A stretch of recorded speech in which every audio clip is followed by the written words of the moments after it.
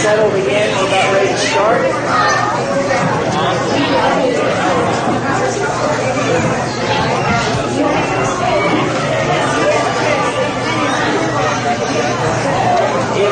If you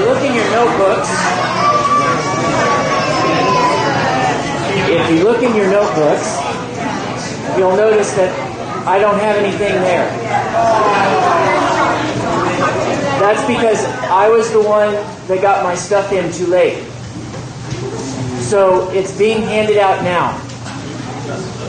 And as Mark says, as any good teacher knows, if you formulate it and 3-hole punch it, they can stick it in their own binder.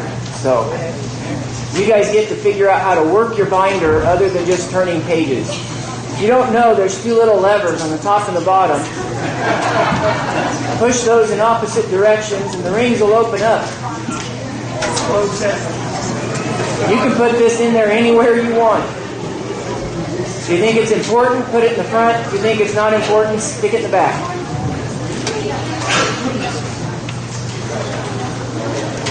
A word of caution, as I hear clicking going on, if you've never used these before, when you go to close the rings, make sure your other appendages are not somewhere present.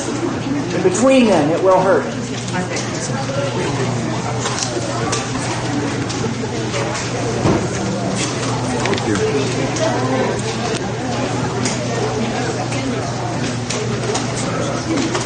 I think they have most of them passed out. Would you go ahead and raise your hand if your group hasn't gotten one yet? The back 40 on the right doesn't have one.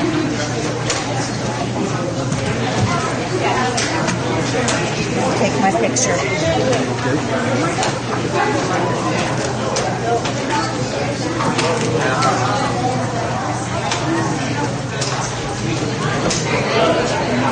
Okay. As we get started,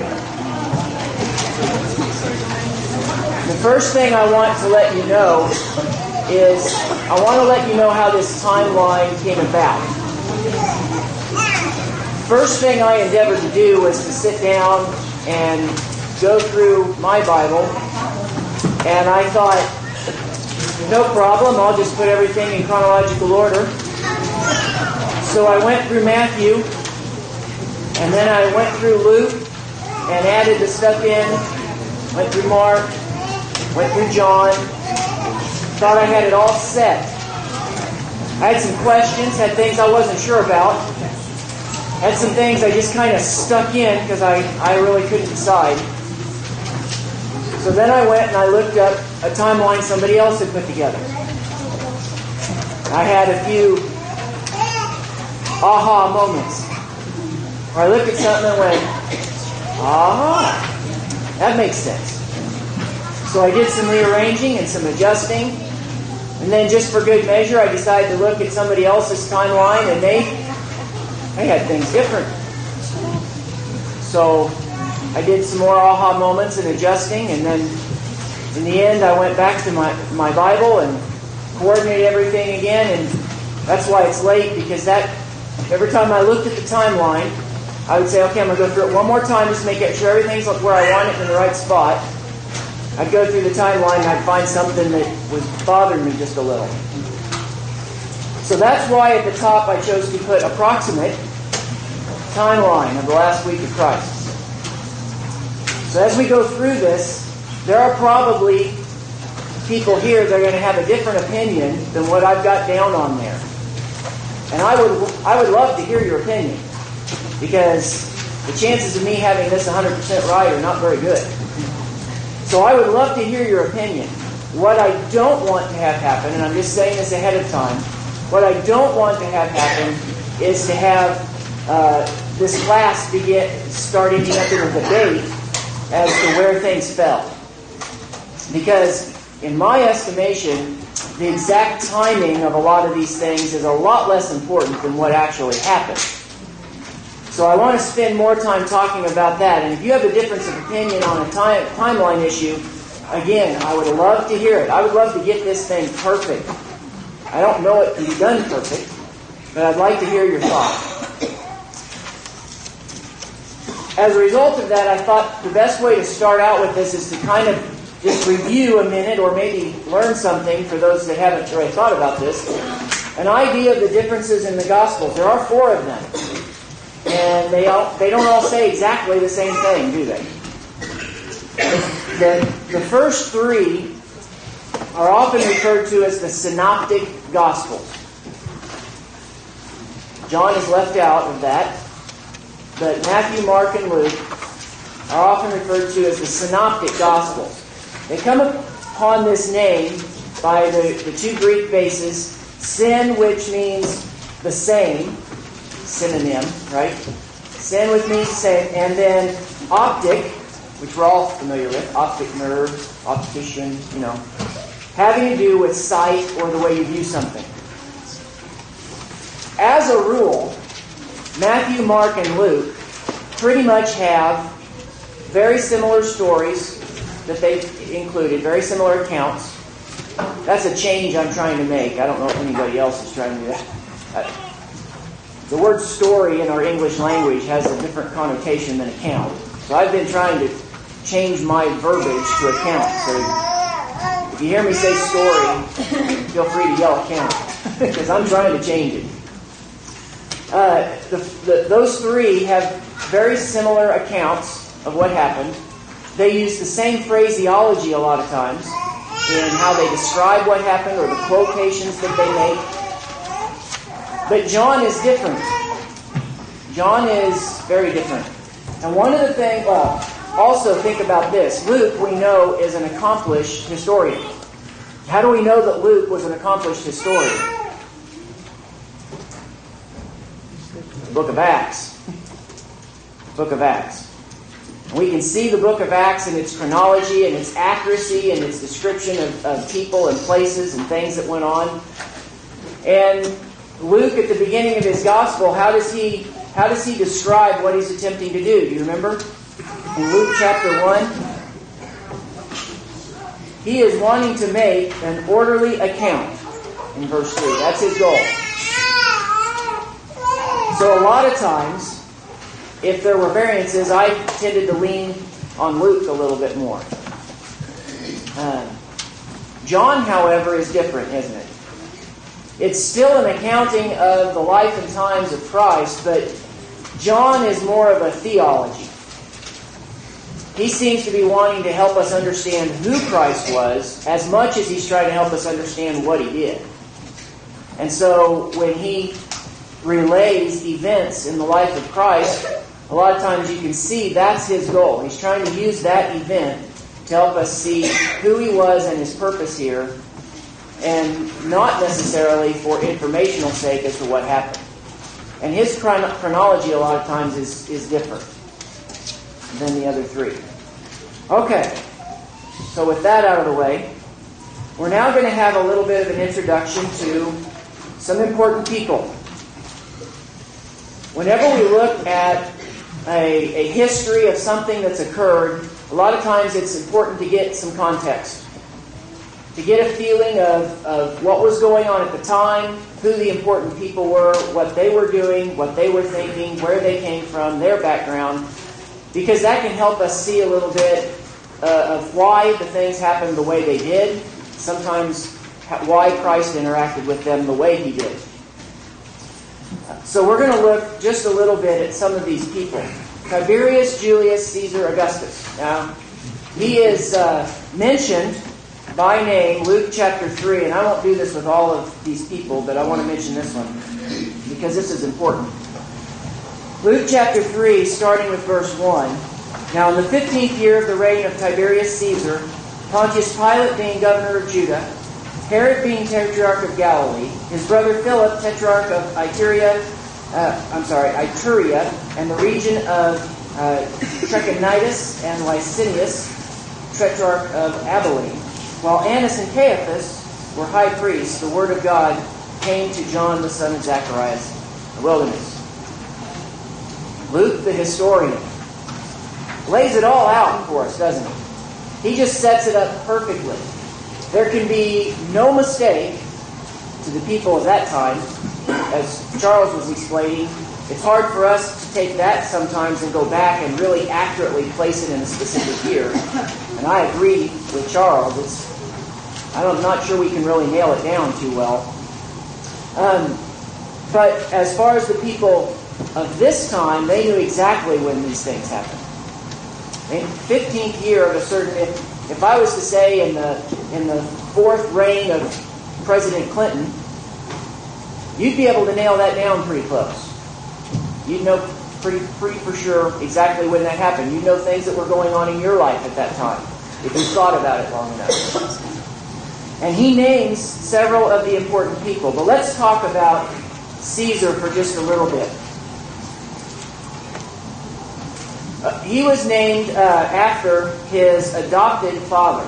He was adopted by Caesar Augustus, which is kind of an interesting story of its own. The short synopsis version is that his mother divorced her husband and married Caesar Augustus. So because of that, he considered himself the stepson of a god. That's the way he viewed himself. Gives us a little bit of insight into who he was. He was raised in luxury and privilege, and that was not a place he came from originally. He was not born into that, he was adopted into that. And he took really quickly to the intrigue and the political and all of the atmosphere of what was going on in Rome. He knew that to become a Caesar, it would be better if he had military experience, so he joined the military and was commanding armies by the age of 20. He was considered a great general. One of the things he did while he was in the army was he was one of the main generals, if I understand it correctly, that helped repel the barbarians, the Germanic barbarians in his case, from making it to Rome and taking Rome. So he was considered somewhat of a war hero. He had a fondness of two things, abundance and perversion. And his entire life, it seems, revolved around those two things. He wanted a lot of as much as he could get, and his perversions were quite extreme. He was a glutton, he was a constant drunk, he was a sex addict, he was a pedophile, and he was a murderer. I mean, if you can put a negative spin on somebody, he had it. He had it. Because of this, he didn't live in Rome. He lived in a place on Capri, off the coast of Italy, called Villa Jovis, the way I'm pronouncing it. He chose not to live in Rome for a couple of reasons. First of all, he was scared to death of being assassinated. So this fortress that he lived in was built on an island at the top of a mountain on a coast. Pretty impenetrable, pretty safe. He was scared to death of being assassinated. And he also knew that his evil habits were so severe that even Rome, which we know was not a godly place, even Rome, even the Roman citizens, the Senate, all the people, the leaders in Rome, they wouldn't stand for some of the things he was doing. They thought even his actions were over the line.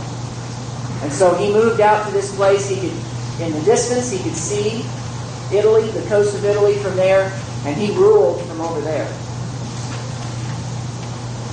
One of the reasons he ruled from over there was he had hired this position had never been in existence in the Roman government until him, a person he called the Master of Imperial Pleasures. Doesn't sound too bad on the surface, but what this man's job was he would comb the countryside, particularly places that Rome had conquered and that were not Roman citizens, although Roman citizens were not immune to this. And this man would go in and kidnap children. That's what he did for a living. He would both boys and girls, and they were brought in and asked to perform for them, him and his buddies and the people that he would invite to his house. They would bring them in and have them perform both with and for the various guests. And they were told that if their performance was good enough, they would live. And if it was not good enough, that they would be cast off of something that was called Tiberius's Leap, which was a cliff just on the outside of the palace that he lived in, the fort. And they would just throw them over the side down to die on the rocks and on the water. So the children would perform thinking they were going to live. The problem was Tiberius couldn't let get out any of the things that were going on in the palace, so they all died in the end anyway. This is the man that's in charge of the Roman Empire. And I think it's important for us to understand that. Closer to home, as far as Christ goes, was, and I should say this too, Tiberius really doesn't directly interact with Christ, but who he is and how he rules definitely affects some of the things that go on, especially in this last week we're going to talk about. Herod Antipas. Herod Antipas, from what I could find, was about 50 years old or so, give or take, at the time of this last week in Jesus' life. He was the 5th son of Herod the Great. If you remember, Herod the Great was the one that tried to hunt down Christ as a baby. So, Herod Antipas is now in control. He was granted control of Galilee by Caesar Augustus, after the death of his father. Now, Herod is an interesting man because he was actually born in Judah. He is a Jew. He is a Jew by birth, but he was educated in Rome. So if you were to walk up sometime and be able to meet him when he was alive, he would have looked like, acted like, talked like a Roman. You wouldn't have really been able to tell that he was a Jew. He kind of tried to hide that a little bit. He dressed and acted like Roman aristocracy, and he loved luxury, just like most of the Roman leaders did. The more luxury he needed, the more taxes needed to be waged. So he often raised taxes.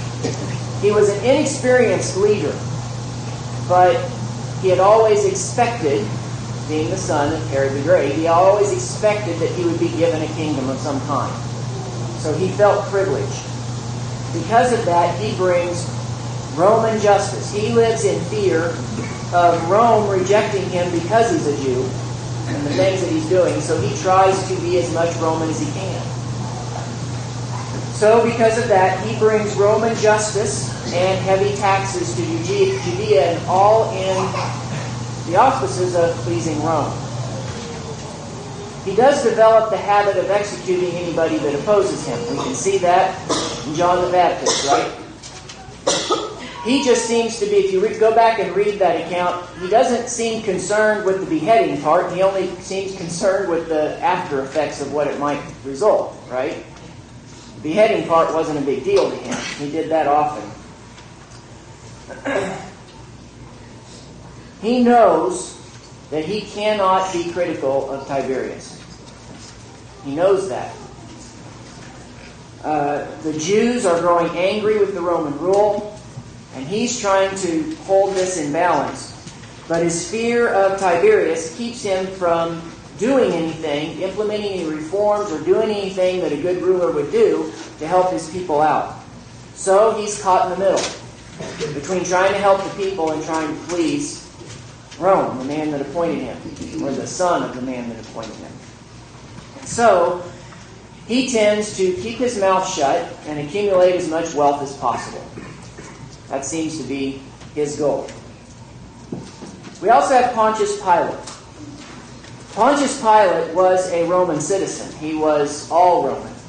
He was recommended for the job that he currently has, recommended for the job by Sejanus. Now, Sejanus was Tiberius's number one guy. But Sejanus was also a Jew hater. He had no problem walking in and killing Jews anytime he had a chance. He was a very violent man. And in the end, in fact, before this happens, before this week that we're going to discuss, Sejanus is actually killed by Tiberius. So Tiberius kills off his number one man because he's afraid that he's going to take over And so this happens about AD 31, if I could find an average date right. He also kills off any of the people that supported or were associates of Sejanus. So, Pilate is one of those. But Pilate somehow is able to maintain his position.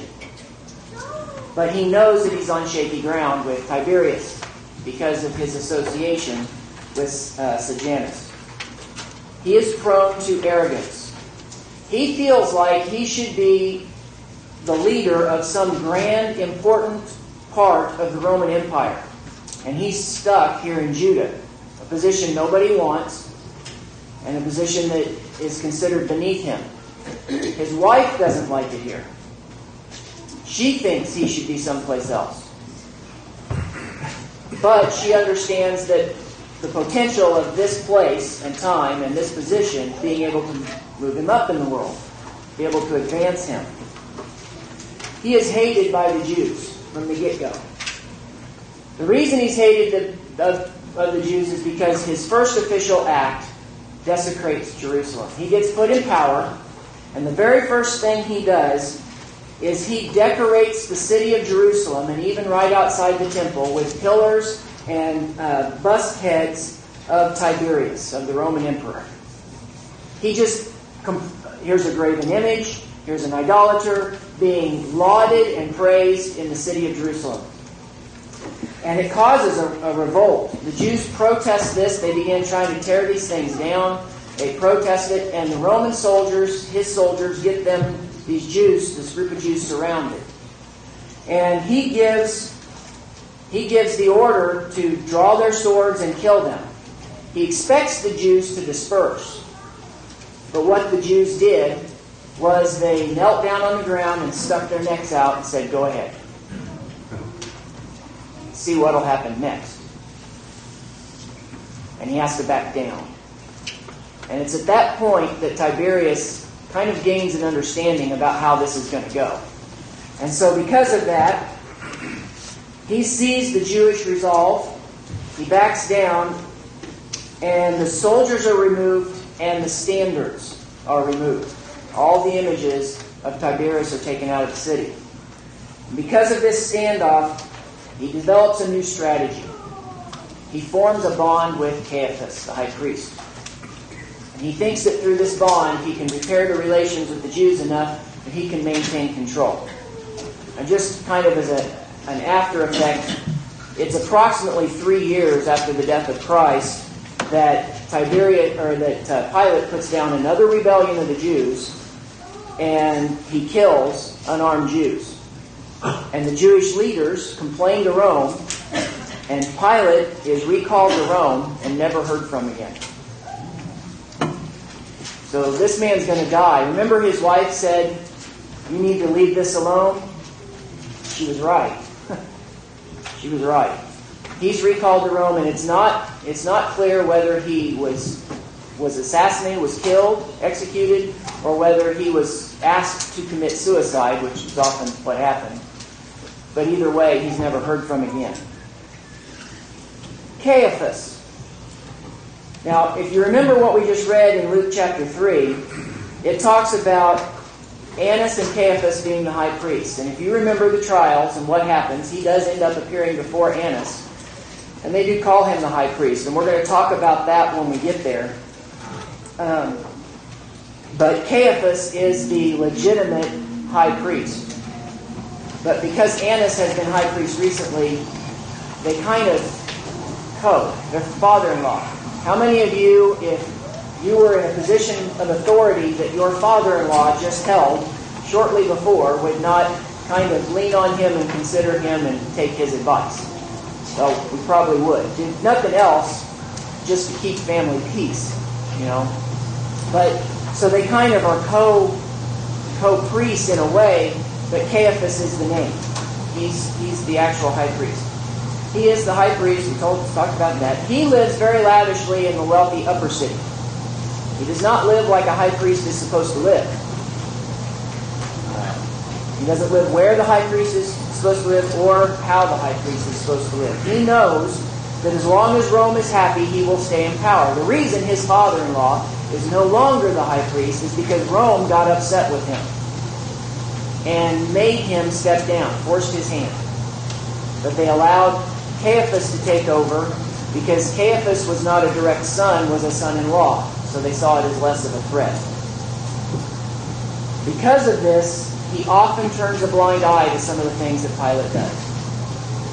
If Pilate is accosting Jewish citizens, Caiaphas kind of doesn't say very much very often. When Pilate raises taxes, he doesn't say anything.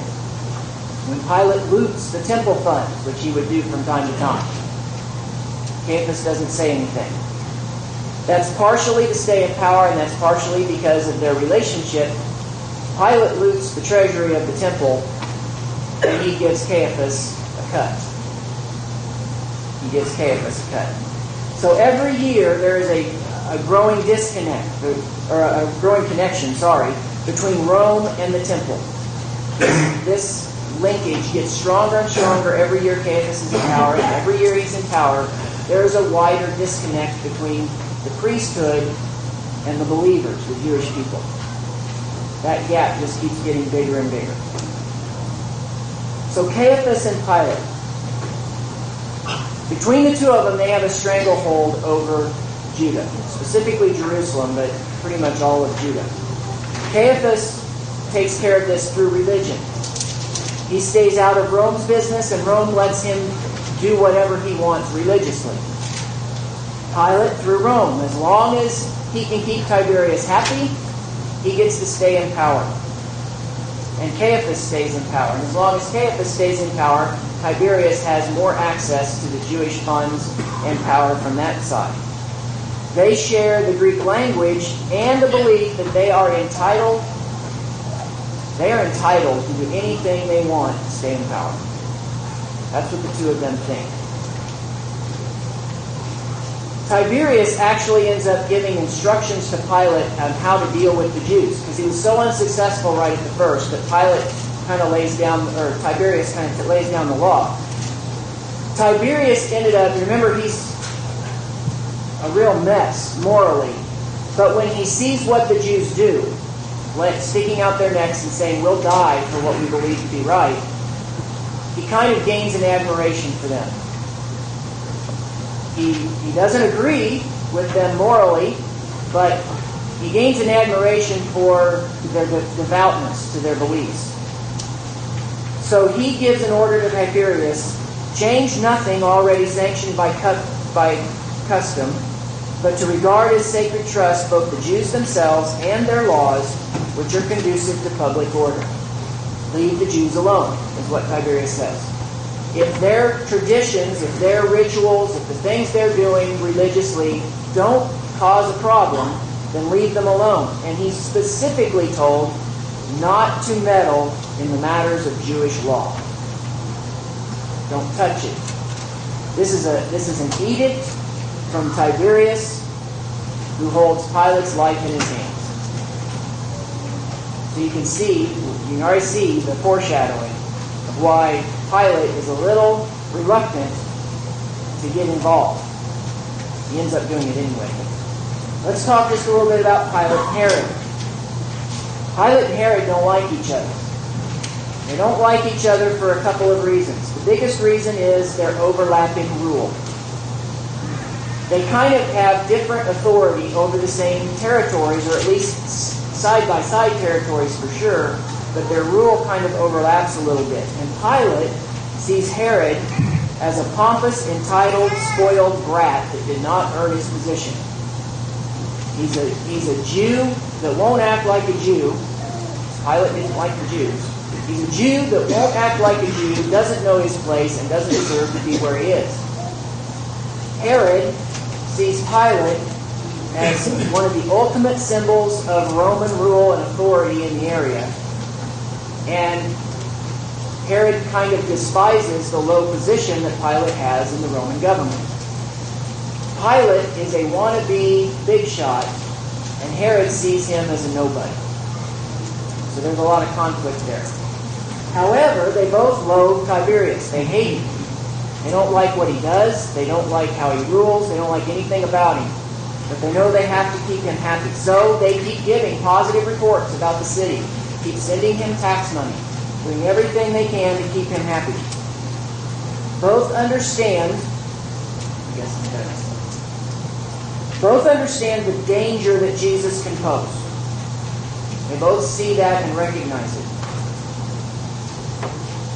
And they understand the potential penalties if this situation with Jesus is not handled correctly and effectively. When they become friends, remember after Herod dismisses Jesus, it says that the two were friends from that day forward. Most likely they became friends because in that situation, Herod had a choice. He could be a Jew or he could be a Roman. And he chose to be a Roman. And so Pilate begins to see him as more of an ally. All right. Let's set the stage just a little bit. Sometime prior to Sunday, the beginning of the week, first day of the week, sometime prior to Sunday, Pontius Pilate has returned to Jerusalem and moved into Herod's great palace temporarily. He doesn't live in Jerusalem all the time, but this is a huge time period this week that there's going to be a feast, there's going to be Passover, there's going to be lots of travelers coming to Jerusalem, lots of pilgrims, and he wants to be present to keep a handle on things and to watch what's going on. Also, all these people that are traveling to Jerusalem are going to be there for the sacrifices and everything. They are going to be paying tithes. While that money is sitting there, he wants to get his hands on as much as he can. If he's not there, he might get left out. So he wants to be there. Herod Antipas arrives and stays just a few blocks away in the Hasmonean palace. Herod wants to be seen as a devout Jew to the Jews. He's not. He could care less about Passover or anything else that's going on. But if he's there, it'll help maybe his standing in the eyes of the Jews as a good Jew, even though he's not really. And everybody knows it. It's not a secret that he's not that interested in being a Jew anymore. Caiaphas, the high priest, is beginning his preparations for the Passover at his palace in the upper city. For Caiaphas, even though he's the high priest, this is not just a time of religious reflection and observation for him. This is also a time to show his authority over the people and to gain wealth as he dips into the coffers of the temple. All three have one thing that they're doing all the same. They're all watching for Jesus. They all have reasons to keep an eye on him. They all have reasons to be wary of him and his followers. And they all want to see if he's going to show up. Pilate and Herod are concerned about how Tiberius is going to view this potential troublemaker. And they've got to be there to see what's going on. And they understand how delicate the balance is going to be between controlling him, Jesus, and controlling the people. They understand how delicate this is going to be. And Caiaphas wants to catch him doing something bad enough that can convince Rome to put him to death and end this. So they all have all these different political agendas going on.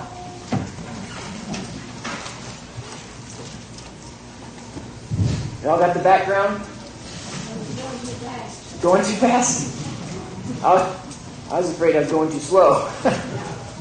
Okay, so we have all these things happening, these people that are involved, all this intrigue, all these different storylines, all these backgrounds, and they are all going to meet right here in Jerusalem.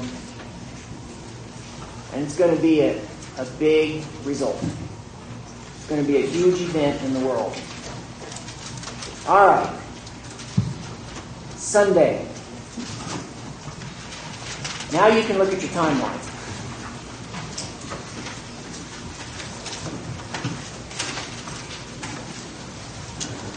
Matthew chapter 21.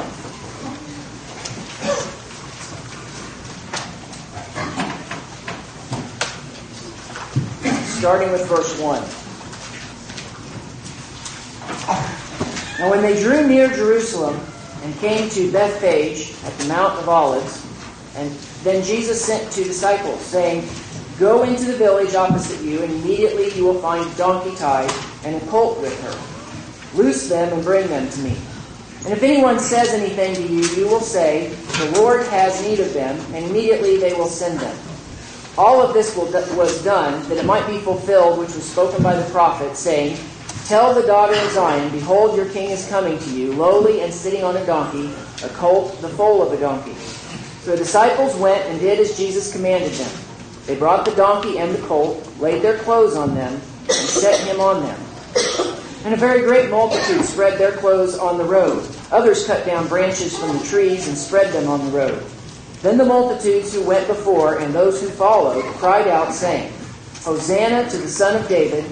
Blessed is he who comes in the name of the Lord! Hosanna in the highest!" And when he had come into Jerusalem, all the city was moved, saying, "Who is this?" So the multitude said, "This is Jesus, the prophet, from Nazareth of Galilee."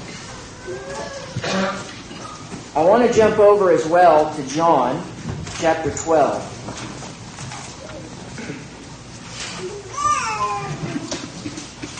John's account of this starts in chapter 12 and verse 12.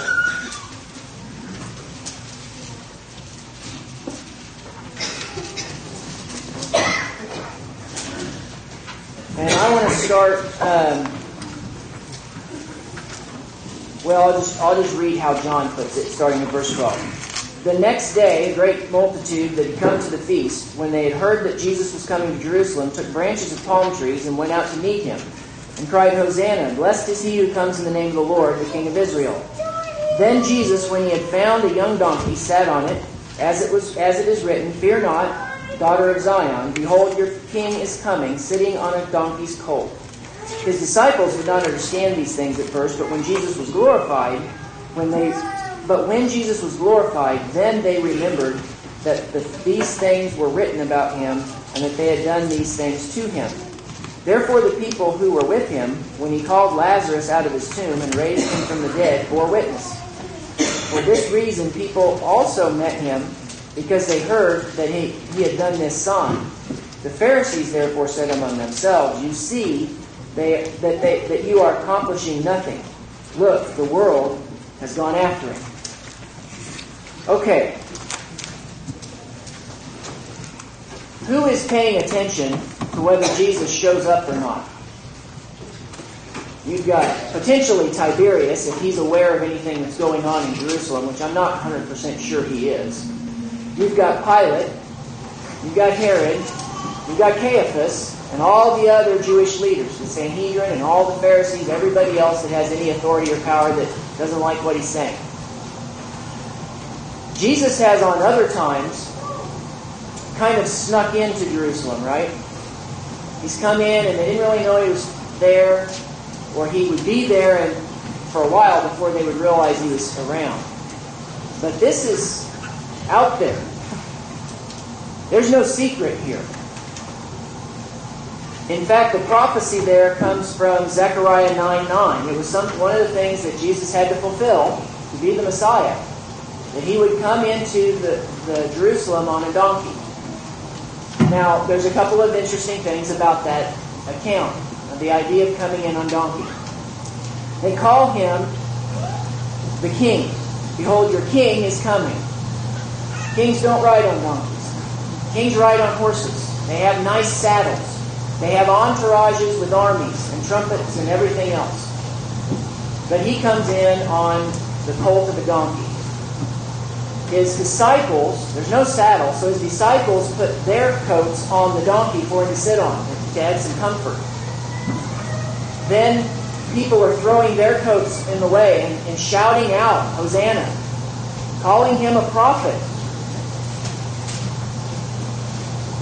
They are lauding the Messiah. And everybody in Jerusalem knows he's there. There's no hiding it.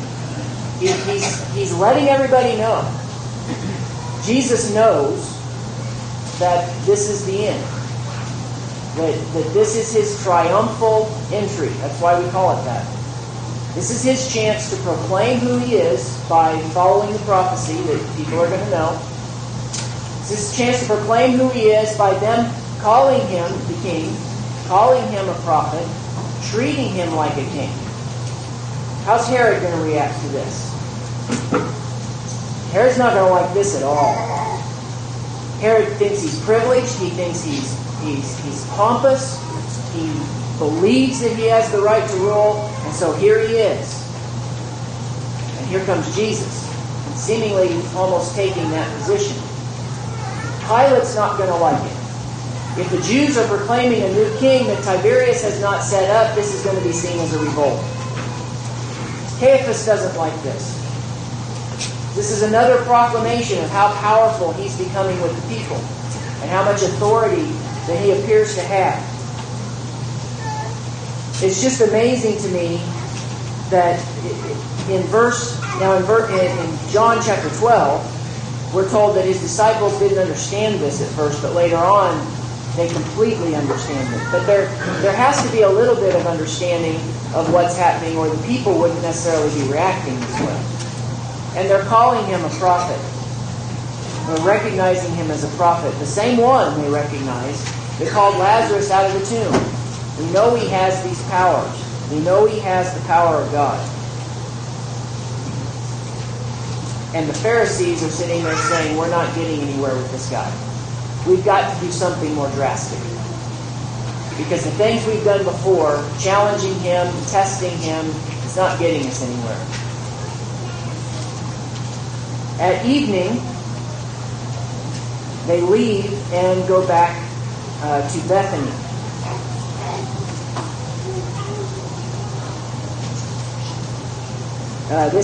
That part is in Mark. We're going to be doing a lot of jumping around. If you haven't noticed, I have 4 bookmarks, so I can go back and forth pretty quick. But Mark chapter 11, verse 11, Jesus went into Jerusalem and into the temple. So he doesn't just walk into Jerusalem and do nothing. He does go to the temple. And when he looked around at all the things, the hour was already late. So he gets the lay of the land, he scopes things out, he makes his presence known.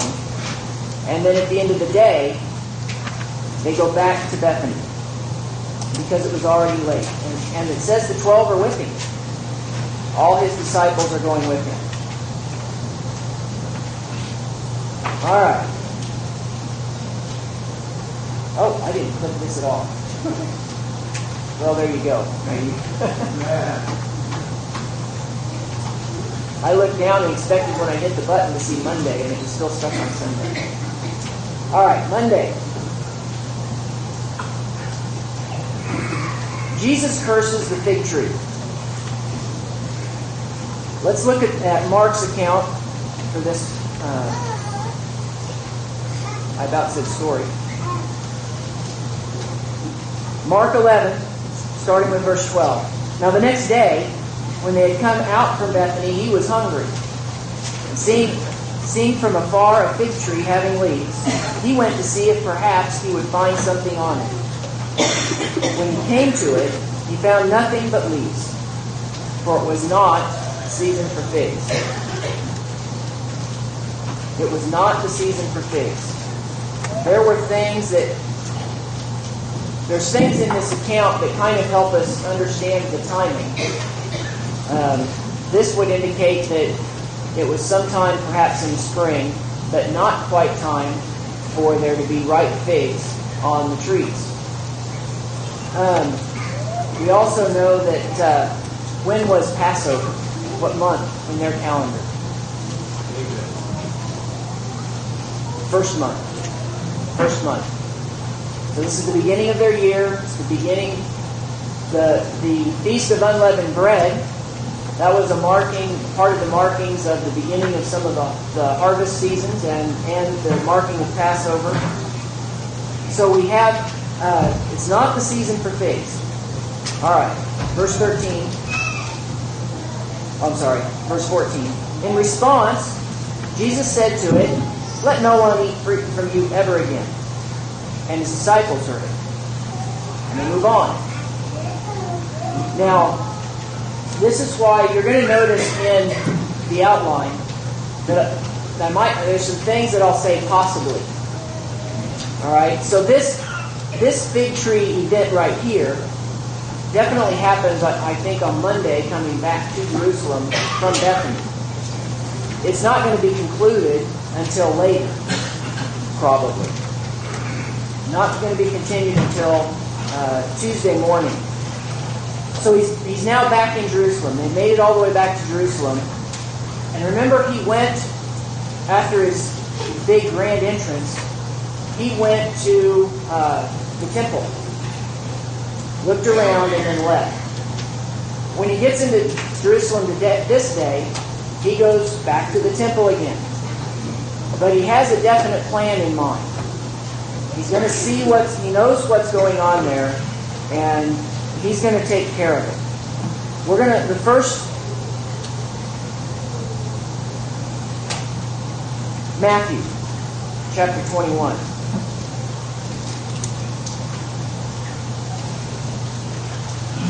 Starting with verse 12. Then Jesus went into the temple of God and drove out all those who bought and sold in the temple, and overturned the tables of the money changers and the seats of those who sold doves. And he said to them, "It is written, my house will be called a house of prayer, but you have made it a den of thieves." Then the blind and the lame came to him in the temple, and he healed them. And when the chief priests and scribes saw the wonderful things that he did, and the children crying out in the temple and saying, "Hosanna to the Son of David," they were indignant. And he said to him, "Do you hear what these are saying?" And Jesus said to them, "Yes. Have you never read, out of the mouths of babes and nursing infants, you have perfected praise?" He comes into the city, goes straight to the temple, and the first thing he does is a cleansing, we call it, of the temple. This is the second time he's done this. First time he made a whip, drove them out. This time he just grabs the tables and shucks them.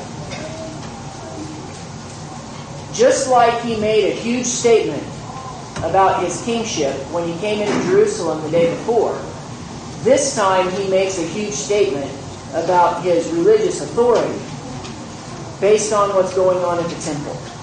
He calls it my Father's house. They may not have realized he was literally saying my Father's house, because that was in the prophecy before. But he makes this humongous statement. What was going on at the time, if you were a Jew living somewhere else outside of Jerusalem, you had to use Roman money, Roman coinage, to buy and sell and do business. If you had a job, you got paid in Roman money. Everything was Roman money. The temple, because Roman money had the image of Caesar on it, it was used for pagan things, lots of different reasons, the temple would refuse to accept Roman money. So before you could pay your temple tax that you owed, you had to change your Roman money into the temple money. In the process of doing this, they had people sitting there at tables, just like if you were ever going to an international airport or somewhere else to exchange money, there's the window, and you just walk up, tell them how much you want to exchange, and unless you're really good with math and paying attention to current economic situations, you got to kind of take their word for it, don't you? You kind of give them their money, your money, and hope they're fair to you coming back. These people were not fair. There's a lot of reasons they weren't fair. The first reason they weren't fair was they made their money by charging you a little bit more. The second reason they weren't fair is that Caiaphas expected that part of your temple tax was having to exchange the money, and he got some of that. So now you're being overcharged twice. Caiaphas also knows he has to keep Pilate happy. So he's going to charge you a little bit more to keep Pilate happy. Then you've traveled a long distance and you need your sacrifice. So you take your temple money that you've been overcharged for, and you take it over to out to the animal traders, and you buy your animal. And you spend a whole lot more for that animal than you would have at home. Because they're going to make some money. And they're going to give some money to Caiaphas, who's going to give some money to Pilate. I mean, you just can't win. You just absolutely cannot win. So what they were doing was they were coming in and taking the house of God. There was nothing wrong with the temple only accepting temple money and expecting you to exchange it for temple money. What was wrong was in the overcharging. What was wrong was the overcharging going to a pagan ruler in Rome. What was wrong was you having to pay too much for your animal so that money could go to pagan Rome. And so Jesus doesn't mess with teaching anything. Imagine you are in the throngs of people waiting to exchange your money, and you know this cheating is going on. What kind of a mood are you in? You're not very happy. If you remember back to Eli, high priest Eli, and he was having trouble with his sons, right? One of the things that God tells Eli is the problem, is that it's not just that his sons are not doing what they're supposed to do and are doing things they shouldn't be doing. What God tells Eli is, your sons are making it so that people don't want to come worship me. They abhor my worship because of your sons. That's the feeling you're going to have here. This is a duty, this is a ritual, this is something you have to do, but you don't want to do it. They've turned a time from... Wow, I am over. Okay. So he just throws the tables, and now you're not so sad anymore. Because that money's free. All you got to do is pick it up. And we'll pick up the story tomorrow.